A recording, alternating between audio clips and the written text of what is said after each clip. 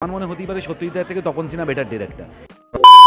অভিদা, তুমি তো এখন চরম ব্যস্ত, একদিকে ওয়েব সিরিজ একদিকে সিনেমা, কীভাবে করছো ব্যাপারটা? না, ব্যস্ত আছি বলে ভালো আছি। ব্যস্ত না থাকলে কোনোদিন তুমি আসতে না আমার সঙ্গে কথা বলতে। এবার না দেখো, মানে এই আমাদের কলকাতায় বাংলা এটা খুব আমি আমি আমি খুব স্পোর্টিংলি নিই জিনিসটা, কারণ আমাদেরকে অনেক কাজ করতে হয়, কিছু করার নেই, কারণ বিভিন্ন রকম রয়েছে, অনেক কাজই করতে হয় এবং সেটা যেভাবে ম্যানেজ করে ভালো কাজ করতে পারে তার সেই দক্ষতাটা থাকাটা অত্যন্ত জরুরি। সেটা দক্ষতাটা আমার আছে কি নেই সেটা তো দর্শক বলবে। তোমার আগের সিরিজও একটা হরর এলিমেন্ট ছিল এবং সেখানেও সমাজের বেশ কিছু দিক তুমি তুলে ধরেছো। এইখানেও আমি দেখছিলাম যে অনেকগুলো লেয়ার্স রয়েছে। তুমি যে ওয়েব সিরিজের কথা বলছো, আমি এখানে সেই ওয়েব সিরিজের কথা বলবো না, কারণ এটা ছবির ক্ষেত্রে বলছি। কিন্তু তুমি যেটার কথা বলছো সেই ওয়েব সিরিজ আর অহল্যা সম্পূর্ণভাবে আলাদা, ফার্স্ট অফ অল। সেকেন্ডলি ওটা না, তোমার টোটালটাই একটু ফিমেল প্রোটাগনিস্ট বেস ছিল, এখানে একটু হলো মেল প্রোটাগনিস্ট বেসড। এবং এখানে আমরা আসলে অনেক কুসংস্কার হয়, যেই কুসংস্কারগুলো আমরা শহরে বসে বুঝতে পারি না যে গ্রামে কীভাবে এখনও চলে এবং সেটার জন্য কী কী হয়। আমরা জেনে বসে আছি রাজা রামমোহন রায় সতীপ্রথা বন্ধ করেছিলেন, কিন্তু আজকের দিনেও কিন্তু মানে আমি বলবো না যে জায়গার নাম করে বলবো না, বিভিন্ন জায়গায় এখনও কিন্তু মেয়েদের পুড়িয়ে দেওয়া হয়, বিভিন্ন জায়গায় আজও কিন্তু ডাইনি আখ্যান দেওয়া হয়, সেটা কিন্তু এখনও বন্ধ হয়নি। এবার মানে এখানে সেই জায়গাগুলো তুলে ধরার চেষ্টা করা হয়েছে, যেটা সিনেমাটা দেখলে পুরোটা বোঝা যাবে যে কতটা ভাবে চেষ্টা করা হয়েছে। এবং দেখো, মানে কোনো দিন তো একটা ছবি করে মানুষের জীবন পাল্টে দেওয়া যায় না, কারণ ছবি সিরিজ যাই বলো না কেন, প্রত্যেকটি জিনিস আমি অন্তত মনে করি প্রত্যেকটি জিনিস পুরোপুরি এন্টারটেনমেন্টের জন্য মানুষ বানায় এবং দেখে।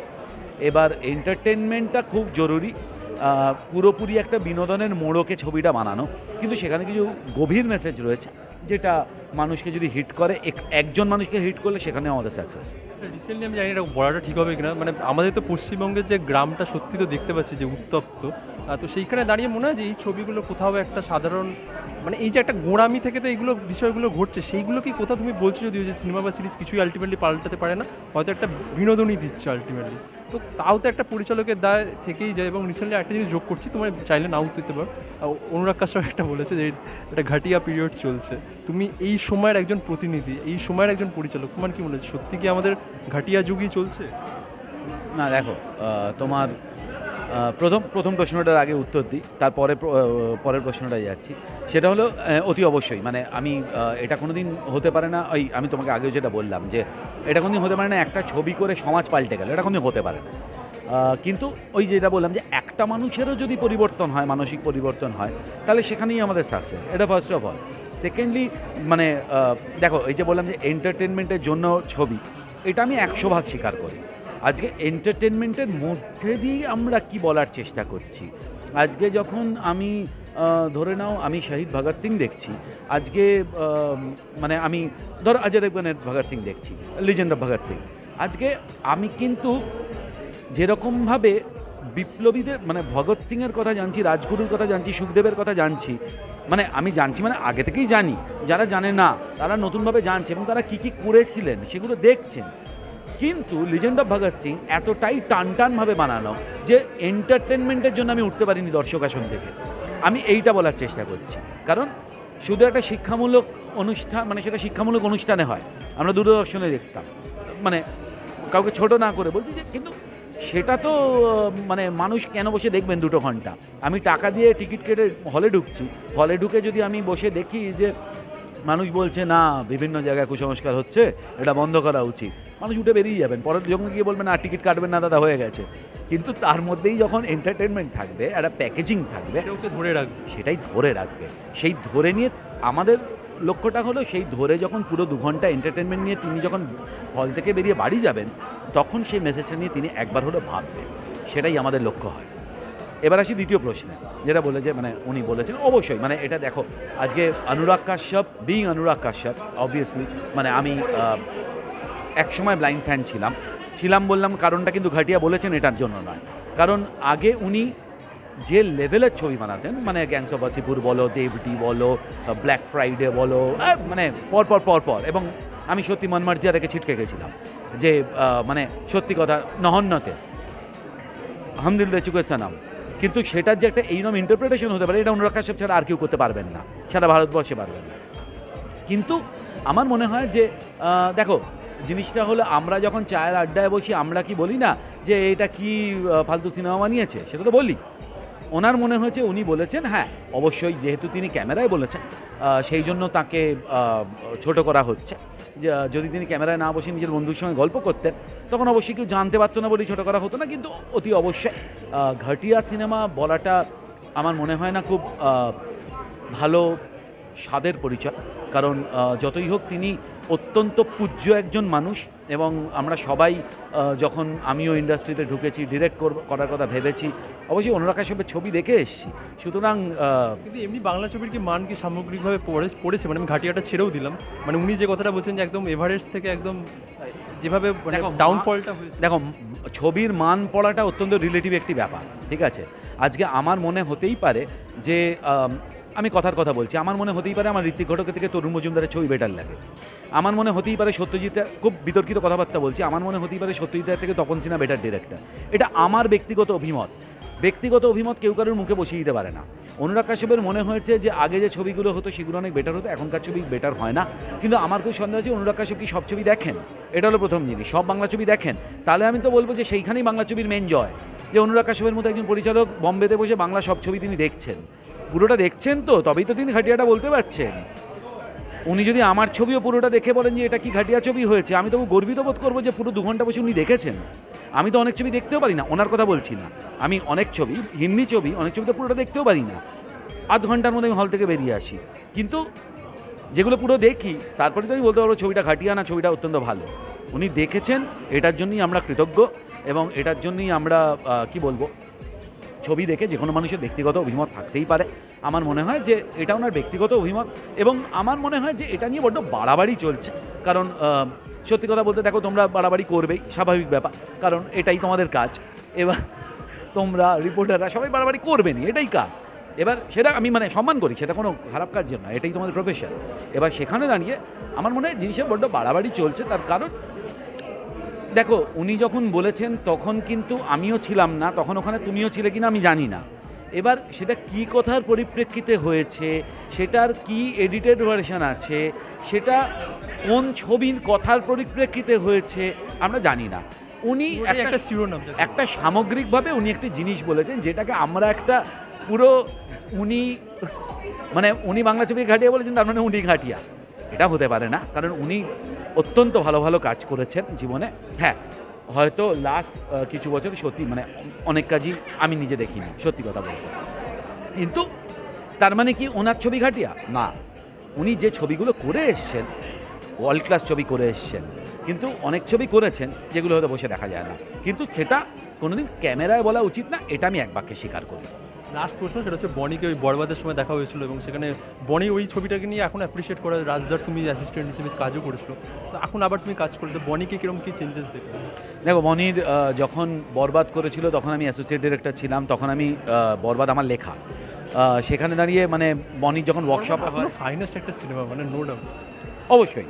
এবার সেখানে বনিকে নিয়ে যখন ওয়ার্কশপ হয় সেখানেও থাকতাম, তখন বনির যে অভিনয় মানে তখন তো অবশ্যই একটা নতুন ছেলে, আনকরা ছেলে, যেটা আমাদের ইন্ডাস্ট্রিতে খুব কম পাওয়া যায়, যে একটা নতুন আনকরা ছেলে যার একটা ফিউচার আছে।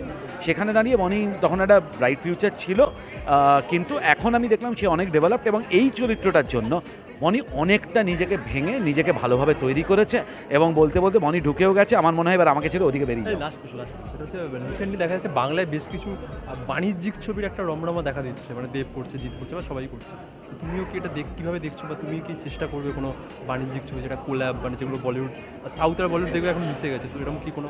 2-3টে কথা বলি, হ্যাঁ বনির ইন্টারভিউটা তারপর নিও।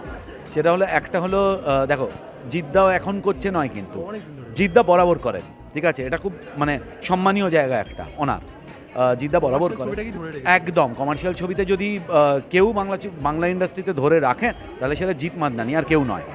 এবং সেখানে দাঁড়িয়ে এবার দেখো কমার্শিয়াল ছবি সংজ্ঞা পাল্টাচ্ছে। এবার আমরা যেরকম কমার্শিয়াল ছবি আমি লিখেছি আজ অবধি, ধরো 15-20টা আমি কমার্শিয়াল ছবি লিখেছি, কিন্তু সেই ছবি আজকের দিনে মানে ভাষা পাল্টে গেছে। সেখানে দাঁড়িয়ে এই যে কমার্শিয়াল ছবি নতুন হচ্ছে, কমার্শিয়াল ছবি প্রত্যেকটা ছবি কমার্শিয়াল ছবি, কারণ কমার্স নিয়ে ডিল করা হয়, কমার্স ছাড়া কোনো ছবি হয় না। এটা হচ্ছে যে মশলা ফিল্ম, মশালা ছবি মানে কি বলবো, এন্টারটেনিং ছবি, কারণ কমার্স প্রত্যেকটা ছবিতে থাকে, নয়তো ছবি হয় না ভাই। এবার সেখানে দাঁড়িয়ে অবশ্যই মানে আমারও একটা ছবি নিয়ে কথাবার্তা চলছে, বড় করেই ভাবনা চিন্তা চলছে, যেটা হয়তো কিছু মাসের মধ্যে আমি অনফ্লোর যাব। আশা করি কিছু চমক সেখানে রাখতে পারবো। কিন্তু অবশ্যই জওয়ান হয়েছে, পাঠান হয়েছে, অ্যানিমাল হয়েছে, সাউথ ইন্ডিয়ান ছবিতে আমি বরাবরই ফ্যান। এবং এখানে একটাই দেখো, একটা তো বাজেট নির্ভর বিষয় থাকে, সেখানে দাঁড়িয়ে বম্বে যেরকমভাবে হাত খুলে কাজ করতে পারে, সাউথ মানে তেলেগু বা তামিল ছবি যেরকমভাবে হাত খুলে কাজ করতে পারে, আজকে তার পাশে থেকে মালায়ালাম ছবি অত হাত খুলে কাজ করতে পারে না, বাংলা ছবি তো পারেই না, কারণ আমাদের অনেক লিমিটেশনস আছে। সেখানে দাঁড়িয়ে আমরা লিমিটেডভাবে কমার্শিয়াল মেন স্ট্রিম ছবি যেরকমভাবে করার চেষ্টা আজ অব্দি ডিরেক্টররা করেছেন, হিরোরা করেছেন, সেটা যথেষ্ট কর্নিশযোগ্য। সেটা জিদ্দা বলো, সেটা দেব বলো, সেটা সোহম বলো, অঙ্কুশ বলো, ইভেন বনি বলো, যাদের কথা বলছো, হিরোইনদের মধ্যে কোয়েল বলো, শ্রাবন্তী বলো, শুভশ্রী বলো, প্রত্যেকে ইচ অ্যান্ড এভরি ওয়ান এখানে যদি পার্ট না প্লে করতো, তাহলে মেন স্ট্রিম ছবি বাংলার কোনো জায়গায় থাকতো না। সেটা কিন্তু আজকে একটু হলেও টিকে আছে এবং আবার করে নতুন করে সবাই চেষ্টা করছে। আজ অঙ্কুশও চেষ্টা করছে, দেব চেষ্টা করছে, সোহম চেষ্টা করছে, প্রত্যেকটা মানুষ চেষ্টা করছে। সুতরাং আমার মনে হয় একটা জিনিস আমার লাস্টেই বলা, সেটা হলো যে বাংলা না বিজি না, সেটা হলো ব্যাপারটা হলো যে দেখো, ছবি মাল্টিপ্লেক্সে আমরা দেখতে ভালোবাসি, সব ঠিক আছে, ছবির যদি উন্মাদনা দেখতে চাও তাহলে সেটা কিন্তু মেন স্ট্রিম ছবি সিঙ্গল স্ক্রিনে দেখলে তবেই উন্মাদনা, সিটি পড়লে তবেই উন্মাদনা, ব্লাস্ট উল্ডে হিরোর ইন্ট্রোডাকশনে তবেই উন্মাদনা, গান সবাই বসে দর্শকরা একসাথে গাইলে তবেই উন্মাদনা। তো আবার আমি দীর্ঘায়িত করতে চাইছি না, কিন্তু সিঙ্গল স্ক্রিনের অবস্থা তো এখন খারাপ, সেখানে আবার অনেক দর্শকের ইয়ে আছে যে আমরা কী করে যাব। মেন স্ট্রিম ছবির অবস্থা খারাপ বলেই কিন্তু সিঙ্গল স্ক্রিনের অবস্থা খারাপ। মেন স্ট্রিম ছবি যদি আবার করে রিভাইভ করতে থাকে, যেরমভাবে মানে ধরো সব হিরোরা করছে, সেরমভাবে ডিরেক্টররাও যদি করতে থাকে, রাজদার মতো ডিরেক্টর, রাজাদার মতো ডিরেক্টর, আমি যারা বাণিজ্যিক ছবি বানায় আমি তাদের কথা বলছি, রবিজির মতো ডিরেক্টর যদি আবার ভাবার চেষ্টা করে, এবং নতুন ডিরেক্টরদের কথা বলবো, মানে আমাকে ধরছি না, আমি বলছি বাকিদের কথাও, মানে বাকি যারা পরের ব্যাচের ডিরেক্টরস রয়েছে, পরের জেনারেশনের ডিরেক্টরস রয়েছে, তারাও যদি মেন স্ট্রিম ছবিটাকে আঁকড়ে ধরার চেষ্টা করে না, তাহলে সবার প্রয়াসে মেন স্ট্রিম ছবি কিন্তু আবার বাংলা ইন্ডাস্ট্রিতে জায়গা করে নেবে, এবং 100% তাহলে কিন্তু সিঙ্গল স্ক্রিন থিয়েটার আবার নিজে জায়গা করে নেবে। মনিতা, লাস্ট 1 বছর তোমার সেইভাবে খুব একটা ছবি দেখতে পাইনি, তো তুমি কি এটা কি গ্যাপ নিয়েছো? মানে আমার একটা মনে হয়েছে যে তুমি কি 1 বছর কি ওটা কি কোনো গ্যাপ? হ্যাঁ, মানে আমার মনে হয় যে নেওয়া উচিত মাঝে মাঝে আমাদের বাংলা ইন্ডাস্ট্রিতে, যদিও বা গ্যাপ নেওয়া মানে খুবই ডিফিকাল্টি, বিকজ এমনি খুব কম সিনেমা হয়, সেখানে গ্যাপ নেওয়া মানে বাড়িতে বসে যাওয়া, এবং আমরা যখনই কাজ করি তখন ভালো থাকি, খুশি থাকি, কাজ না থাকলে তখন খুব মুশকিল হয়। বাট চেষ্টা করেছি এটাই যে যাতে আমরা একটা ভালো কাজ করতে পারি এবং একটা ভালো কনসেপ্ট নিয়ে কাজ করতে পারি। এটা সাইকোলজিক্যাল থ্রিলার, যেটা খুব একটা কেউ মানে অ্যাটেম্প নেয় না, তো তুমি এটা নিয়েছো, তো সেটা কীভাবে দেখো? চেষ্টা করেছি একটা রিস্ক নেওয়ার, এবং রিস্ক না নিলে তো আমার মনে হয় যে সেই সবসময় সেফ গেম খেলাটাও উচিত না। সবসময় সেফ গেম খেললে ওই মনে হয় যে যেন এক টাইপ অফ সিনেমা করে যাচ্ছে, তো সেখান থেকে বেরিয়ে হাটকে কিছু একটা ট্রাই করা। অ্যান্ড আশা করবো যে মানে দর্শক যখন দেখবে যে হ্যাঁ একদম অন্যরকমের কিছু চেষ্টা করছে, তখন বুঝবে যে হ্যাঁ মানে এরাও পারে। সবাই মানে দেবজিৎ বলো, এখন সবাই একটা কমার্শিয়াল জটে ফিরে এসছে, আর বলিউডের কমার্শিয়াল জটটা অনেকদিন আগে থেকেই একটা স্ট্রং জায়গায় এসছে, তো তুমিও কি ভাবছো? মানে খাদানে তো তোর চেষ্টাই হচ্ছিল, আমরা সবাই মানে হ্যাপি ছিলাম যে তুমি ফিরছো। রাইট। হ্যাঁ, ওটা সামহাও হলো না, বাট ঠিক আছে, ভালো কিছু হবে, বড় কিছু হবে। ডেফিনেটলি কমার্শিয়াল সিনেমা থেকে জন্ম আমাদের, তো ওখানেই ফিরতে হবে। মানে একটা সাইকোলজিক্যাল থ্রিলার এবং তার সাথে একটা সুপার ন্যাচারাল এলিমেন্ট রয়েছে, ভৌতিক একটা ব্যাপার, তো তোমার এখানে চরিত্রটা নিয়ে তুমি যদি বলো। আমার চরিত্রটা নিয়ে অ্যাকচুয়ালি খুব বেশি বলার মতো জায়গায় নেই এটা, কারণ এই চরিত্রটার মধ্যে আমরা যেটা দেখেছি যে একটা ডোমেস্টিক ভায়োলেন্স হচ্ছে এই মেয়েটির ওপরে, এবং বনির যে চরিত্রটা তার সঙ্গে ওর একটা ইন্টারাকশন হচ্ছে, সো মানে এটা গল্পটা দেখলে চরিত্রটা আরও বেশি রিভিলড হবে, সেটাই বলা ভালো। বাংলায় সেইভাবে হরর ফিল্ম হয় না, তো এইটা তোমার কি মনে হয় যে বাংলা হরর? এই ছবিটা না শুধু হরর ফিল্ম বললেও হয়তো সেরকমভাবে ডিসক্রাইব করা যায় না ফুললি। এই ছবিটার মধ্যে একটা সুপার ন্যাচারাল এলিমেন্ট আছে, কিন্তু কিছু খুব স্ট্রং আমাদের যে কিছু সোশ্যাল কুসংস্কার বলা যেতে পারে, সেরকম কিছু জিনিস যেটা এখনো অবধি হয়তো আমরা শহরে ফেস করি না, কিন্তু খুব প্রত্যন্ত গ্রামের দিকে এখনও সেই জিনিসগুলো চলে, তো সেরকমও প্রচুর মানে কিছু একটা ব্যাপারের এখানে উল্লেখ আছে। তো আমার মনে হয় ছবিটা সবাই দেখুন, নিয়ে নিজেরা ডিসাইড করুন এটা কোন জনরে ফেলতে চান। আরেকটা জিনিস সেটা হচ্ছে এই যে তুমি যে বললে যে এই গোঁড়ামি যেটা রয়েছে, সেটা কি মনে হয় যে এই ছবিগুলো দেখে কোথাও একটা এই গোঁড়ামিগুলো থেকে মানুষের চিন্তাভাবনাগুলো একটু হলেও বদলাবে? কারণ ছবি তো মানুষকে একটু হলেও ভাবতে সাহায্য করে, এন্টারটেনমেন্ট তা তো আছেই।